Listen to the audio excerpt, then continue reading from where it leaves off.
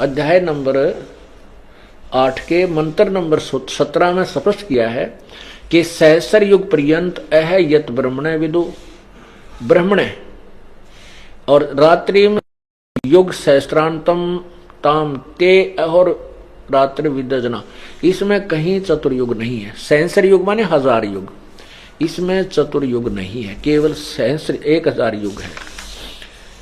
इन्होंने ब्राह्मण का अर्थ ब्रह्मा कर दिया, नहीं। ब्रह्मण होता है बड़ा भगवान, जैसे ब्रह्म से नेक्स्ट जो भगवान है, ब्रह्म से जो बड़ा है, इसके दो, क्योंकि कुछ ऐसे शब्द होते हैं जो उसके सेंटेंस से ही समझ में आते हैं। तो यहाँ जो सेंटेंस बनता है कि जो ब्रह्म से नेक्स्ट जो परमात्मा बड़ा भगवान है वो ब्रह्म है, उसका एक दिन, क्योंकि पूर्ण ब्रह्म का तो दिन रात का मतलब है नहीं, उसके वहां तो कोई दिन रात है ही नहीं, उसकी तो आयु से संबंध ही नहीं है। आयु जहां तक चल रही है, जिसका समय निर्धारित है, वो ब्रह्म और परब्रह्म तक ही, और नीचे के देवताओं का ही है और हम मनुष्यों का।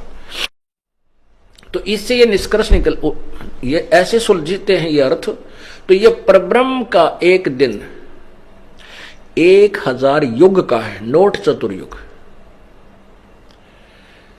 इन बातों से हम निष्कर्ष निकालेंगे, क्योंकि गीता एक बहुत ही पवित्र सदग्रंथ है और इसमें बहुत ही गूढ़ ज्ञान है, और इस गूढ़ ज्ञान को समझने के लिए तत्वदर्शी संत की ही आवश्यकता पड़ती है, और बाकी इसका अनुवाद नहीं कर सकते। ठीक है, शब्दों का अनर्थ करके चाहे वो किसी तरह गढ़ दिया इन्होंने, और अभी तक जनसाधारण को मूर्ख भी खूब बना लिया, क्योंकि जनसाधारण को स्वयं ज्ञान नहीं था।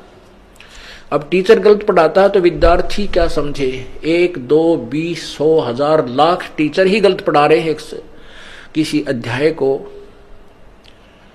तो विद्यार्थी सेट हो जाते हैं, चाहे वो भले ही गलत है।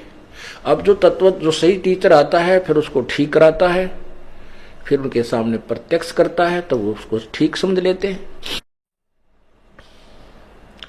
तो इसमें इस परब्रह्म का एक दिन 1000 युग का है, और इतनी ही रात्रि होती है।